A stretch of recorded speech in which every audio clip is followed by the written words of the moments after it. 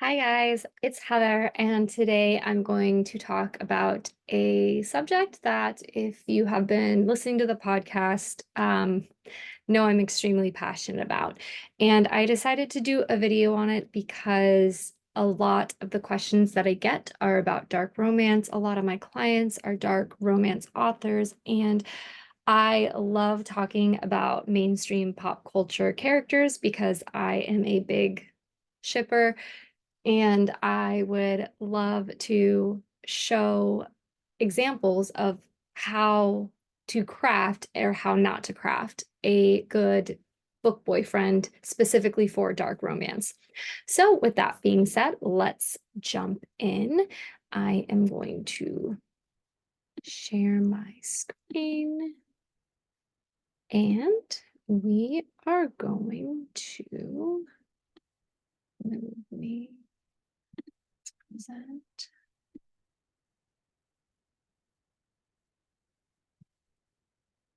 Okay, let's move me right here.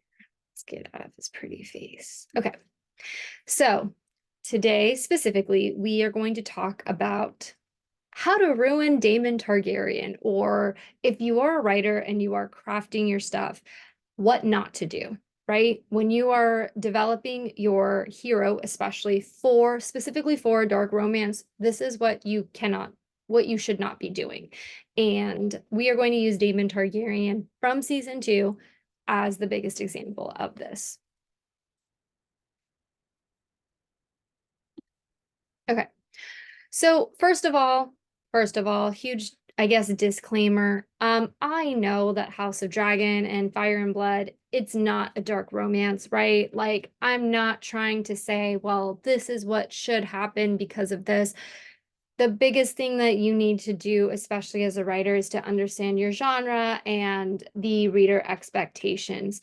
However, I think Daemon Targaryen is the perfect example, or was the perfect example, for how to write a dark romance book boyfriend. And when I do a lot of my one-on-ones with clients, he is one of the people I used as an example of um, well, not necessarily who to base their character off of, but just someone as an example of, like, look at what he does. And you can utilize some of that, maybe get inspired by some of that, and put it towards your hero. Okay, so I've compiled 5 things that will ruin your hero. Okay.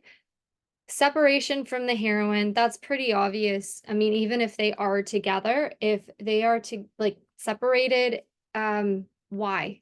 Like, your number one goal with a dark romance book boyfriend, he needs to be obsessed with the heroine. That is like 101. Like, we need to establish that. And if he is not around the heroine, then at the very least, he needs to be thinking about her in a positive way, or in an I'm so angry, I need to literally consume her, or to wreck her, or to ruin her, or to ravage her, or to get revenge upon her. So a lot of R's, right? Um, anyway, but he needs to be like obsessed, whether it's a positive thing or a negative thing. It doesn't really matter, especially at the beginning of the book. You just need to make sure that he is on her, literally and figuratively. Just kidding. He doesn't have any agency, like, and what that means, we'll go into it, but basically he's not active in his own story. Remember, if you're writing dark romance, for the most part, you are going to have some dual point of views, which means we are going to see the story through his eyes. Readers especially love the heroes. They love reading through his perspective. And if you make him kind of flaccid, if you know what I mean, why would anyone fall in love with this guy? Same thing with Helpless. He's helpless. Like, how, if someone's helpless, how are they going to take care of us? How are they going to take care of your heroine? Focus on another woman. Huge no-no, even if the line is not crossed. And this is specific to Damon, but in general, so we'll go into this, but Damon's thing right now is that he is bitter and resentful of Rhaenyra because they're fighting to get her on the throne. And he thinks that the throne has always belonged to him. And we'll go into this. I'm not going to start it now because I will just go on a tirade. But basically, by putting himself first, that's going to ruin your hero. In a book, in a dark romance, he has to put the heroine first. This is why we love him. Okay. Okay. So first, let's talk about why Damon was such a good example of a dark romance hero, okay? And remember, we're focusing on the dark romance aspect. So there's going to be things that are toxic and that aren't good or whatever. So I'm just assuming you're here because you are a dark romance author and you get it. So obviously, he killed his wife to be with Rhaenyra. Okay, he hated his wife, hated her. And this was one of the stopping points of why he couldn't be with Rhaenyra because he was married already. Now, technically, the Targaryens do kind of have this like polyamorous tradition at times. But Damon just killed his wife because he basically hated her. He was ambitious. He wanted the throne, but he also wanted to be the best at everything. He was deadly. He was a warrior. He's absolutely savage when he ran the Knight's Guard or the King's Guard. He was just very determined, dedicated. Yeah, there were times that he definitely abused his power. There were definitely times that he went overboard when it came to um, ensuring that the laws were followed, but that plays into who he could be with Rhaenyra, right? So like he has this skill, he has this danger about him that we all love, dark romance, right? However, he always had a soft spot for Rhaenyra, and we see this when he buys her little jewelry. He even, little smiles, watches her a lot. Yeah. He would burn the world down for her, and we kind of get that. Um, Obviously it's a forbidden romance, right? Like that's his niece. But if you are writing your own dark romance, I think there's this unspoken rule that there are exceptions to, but the unspoken rule is that blood family tends to not. No. But stepbrother, stepdad, you could do dad's best friend. These are all kind of forbidden romances with the same kind of undertones, but not necessarily, because the loophole is they are not blood related. But these are just things to think about. But a forbidden romance is something that part of a dark romance, and this is what worked for their relationship. And there is the scene. Is it gonna let me pull it up?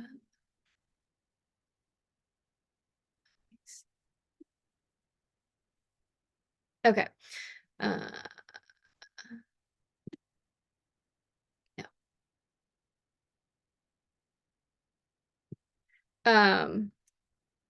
So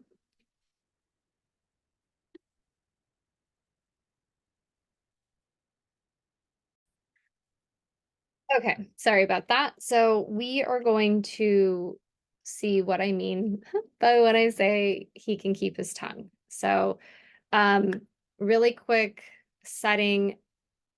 Basically, Rhaenyra, her dad is basically talking about how, Rhaenyra is going to inherit, and people think that she is not um, the right candidate for the job, let's just say, and they start speaking why they feel this way. Not children.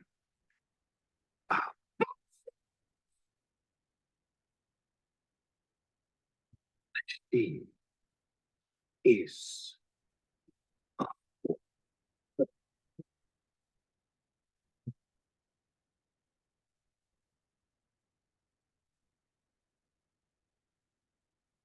Love your tongue.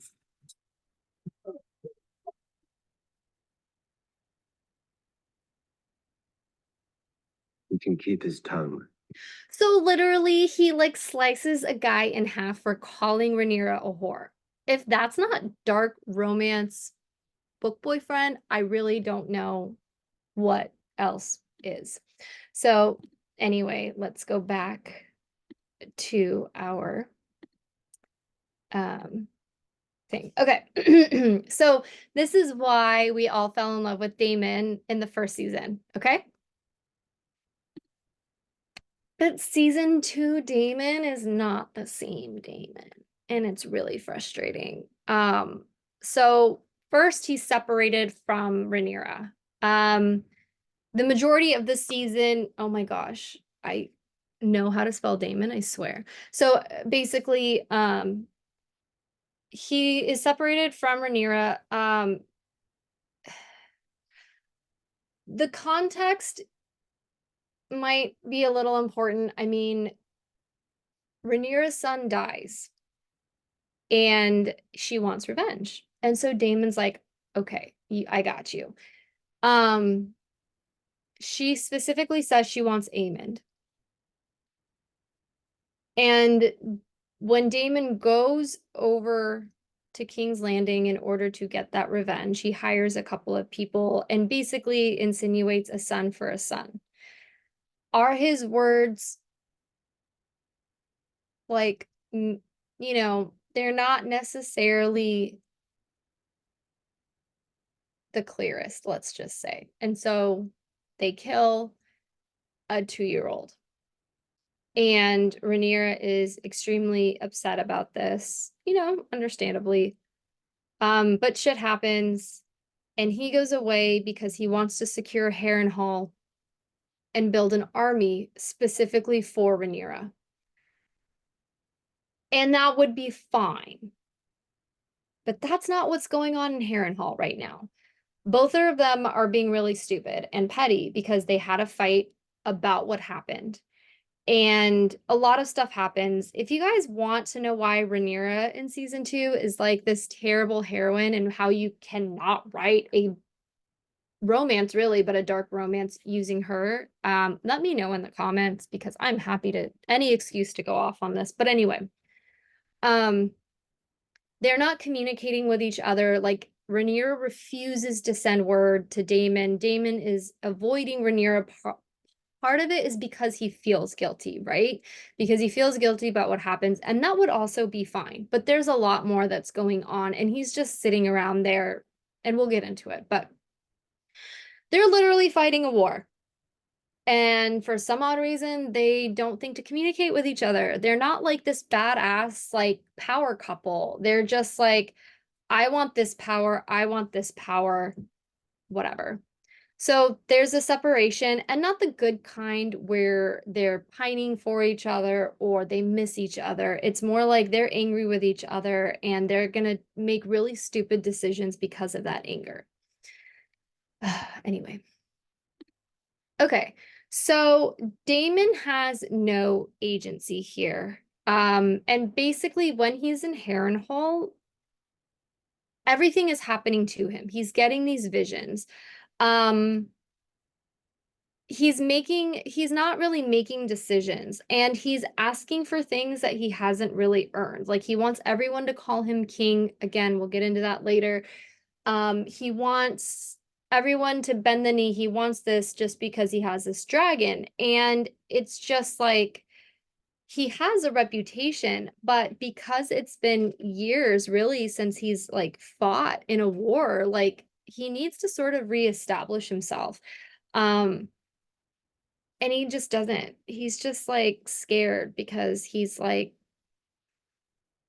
and people are sick and tired of it. They really are.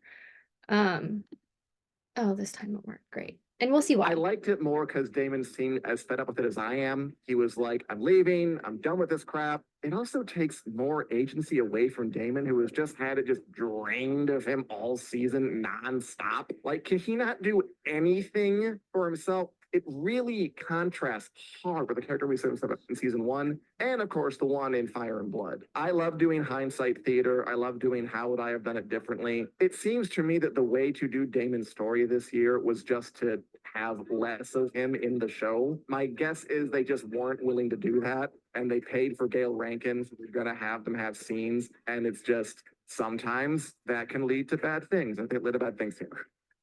So yeah, I think that he said it very well.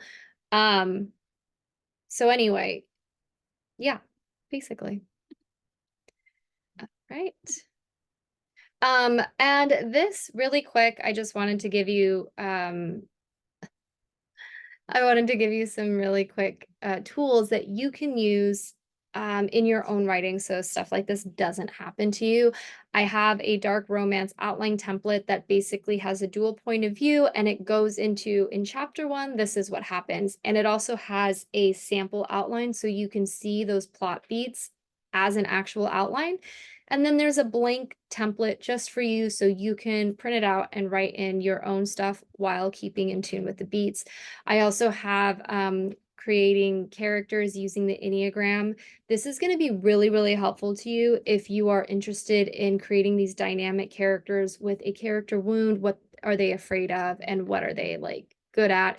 And it really helps flesh out and round your character out, which is why we saw in that video, the guy is saying you built up Damon to be like this in season 1, and this is completely out of character for him.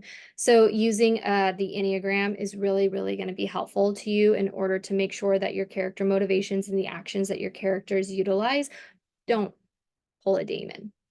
And then finally, I have a couple of trope structure breakdowns, enemies to lovers. And so what this does is, depending on how you like to outline your books, whether it's a 3-act story structure or something simpler like an 8-point plot, how you can take a trope like this and put it into your outline. So whether you're writing it as a subplot or it's an actual plot, I have examples of both in different genres. So cozy mystery, how do you write an enemies to lovers subplot for that? As well as a bully romance set in college, how do you write an enemies to lovers set in that? Science fiction, things like that.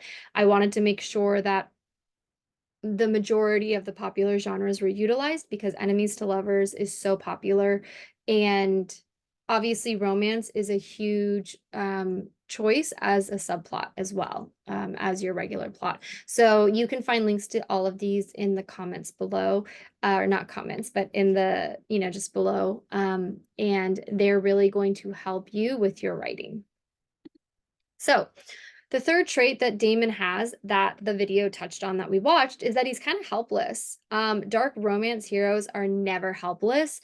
Sometimes they're going to feel that way. Like if they just lost the heroine, or if the heroine is just driving him insane, they might like get really frustrated or angry, but they're not going to sit and pout. And this is literally what Damon's doing the whole time.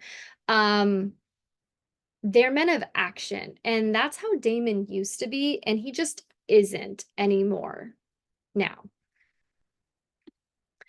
So he's obsessed kind of with another woman, right? And we kind of saw that in the video. Her name is Alice.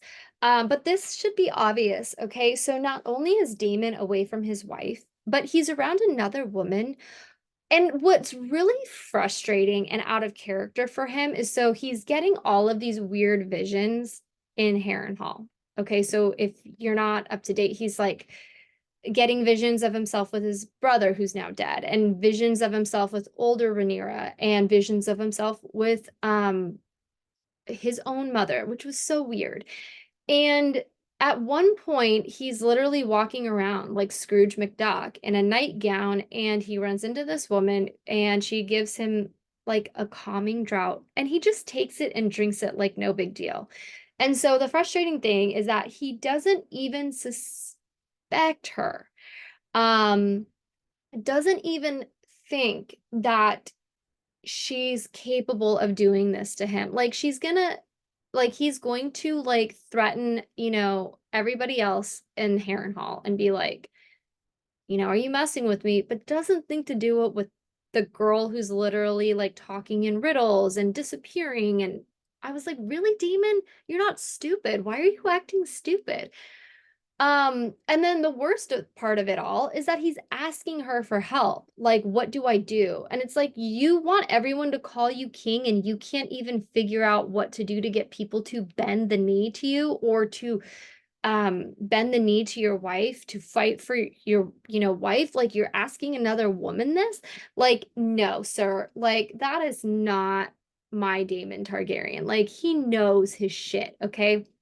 So when you're writing, your hero needs to do things on his own. And the only person he'd ever show that kind of vulnerability to, the only person he'd even care to ask for help is the heroine.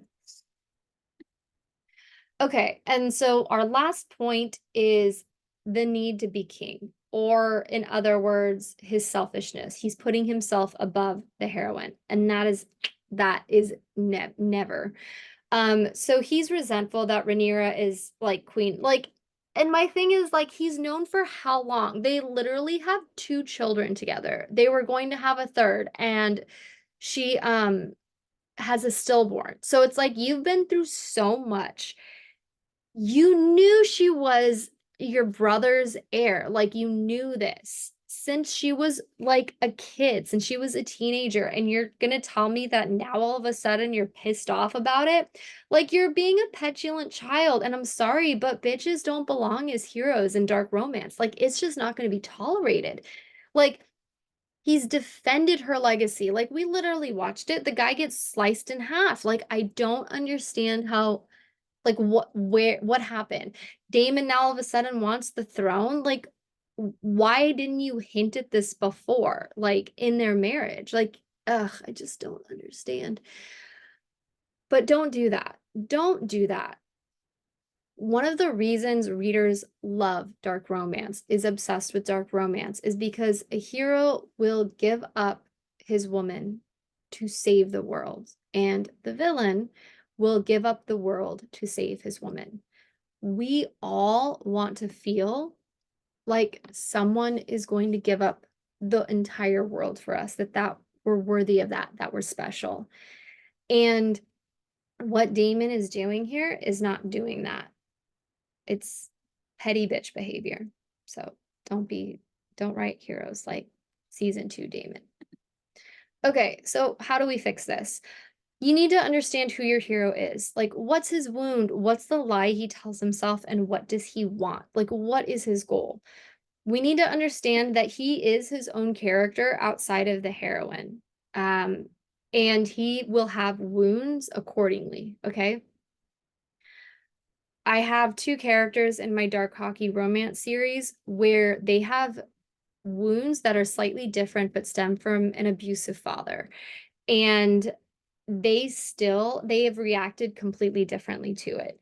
Liam, who is my goalie, he is very in control. He understands that there are consequences to actions or to not listening. And he is very brooding, and he doesn't talk. He doesn't really like to have friends. Like, he's just kind of in his own head. Whereas Sawyer, the younger brother, he completely says fuck you to the rules. He's sort of like this player, like he, moves from person to person, I should say woman to woman. He does not care about the consequences. And so when they both meet their respective heroines, their wounds are going to really play into the relationship development between the 2 characters. So Damon's actions don't match up to the character that they set up in season 1. It feels like they wanted to take away who he was and teach everyone a lesson because he was bad. The problem is, and the writers have come out and said it, that they didn't understand why Damon was the internet's boyfriend. And as you can see, as I've already shown you, this is why, okay? And if as writers, you are now, you don't understand the character that you've created, that's a huge problem. Because you're telling me that you don't understand your character's motivations. And on top of that, because so many people became obsessed with Damon, and because the writers felt like they had to remind people that Damon was bad, they've now given him out of character behavior. At the end of season 1, when Rhaenyra and him are arguing, he like reaches out and chokes her. And yes, in dark romance that could potentially fit, and that's fine. And that's, if you're interested in a video on how to make that work, let me know in the comments. But both actors, Emma Darcy and Matt Smith, have come out and said it felt out of character for them. But this is the writer's way to make people hate him, is to give him these behaviors that, again, don't line up to season 1. And this season 2, in my opinion, they've completely demasculated Damon. They've sent him away. He's literally running around chasing ghosts, not even thinking, oh, maybe this witch is potentially the one giving me these visions. Now, I could understand guilt, but I don't understand 4 or 5 episodes of it. I don't need it. I don't think a lot of people like it. You can humanize your very extremely masculine, dark romance hero without taking away from that masculinity. And regardless of what your thoughts are on toxic masculinity, if that's even a thing, whatever, I don't care about that. I care about making sure that you are crafting the best dark hero, the dark romance hero of your that you can give your readers. And they're not going to put up with shit like this. I'm sorry, but they're not. We don't need to feel our feelings as dark romance heroes, okay? They need to do action, they need to do everything else. Now, you can write angst, and that is a lot different than sitting and wallowing, okay? Liam, my hockey goalie, right? He is very brooding and he has this big wound. And without, giving too much spoilers, his mom died giving birth to Sawyer. Okay. And he was the oldest brother. He's 2 at the time. And his dad was very clear on what he expected, because as men, they were expected to be strong, stoic, that sort of thing. But at 2, he lost his mom. And so at the funeral, he cried. And his dad beat him so badly, he still has the scars on the back of it, even now. And so he literally got that beat into him about, this is a consequence to your action. You need to be in control of your emotions. You need to be in control, period. And if anyone steps out of line, you need to discipline that right now. And that is the complexity of his relationship with Ivy, and how she fights him at every point. They are in an arranged marriage. And I think that that's really important because, after something where they do get intimate, Ivy sees his scars for the first time, and she reaches out to touch them, and he refuses to let her touch him. And so this is a way of showing vulnerability without completely demasculating him. And I think that that is incredibly important, because as readers, we want to know that our hero can protect us. And if they are so busy worrying about these dreams that don't make sense, I just don't know what to tell you. Okay. If there's one thing that I can give you, always, always default to this. He's going to be obsessed with the heroine. He'll do anything for the heroine, and he wants to do anything for the heroine. Now, sometimes there's going to be a lot of clashing in order to get there, but his obsession will turn from hatred to love in a very potentially toxic way. And don't shy away from that. Okay. You're not here preaching to this mainstream audience, in a fantasy genre. You're doing it within the confines of dark romance, whether that's a romantasy or a contemporary. Remember, too, your hero can be selfish, but not when it comes to the heroine. And that is that redeeming quality. This is why we fell in love with Damon, despite all of the terrible things that he's done, is because of that soft fierceness he had for Rhaenyra before all of this happened. So that's what I have for you today. I would love to hear your comments, subscribe, and again, if you're interested in any of those templates or workbooks, feel free, they're in the show notes below, and I will see you in the next video. Bye.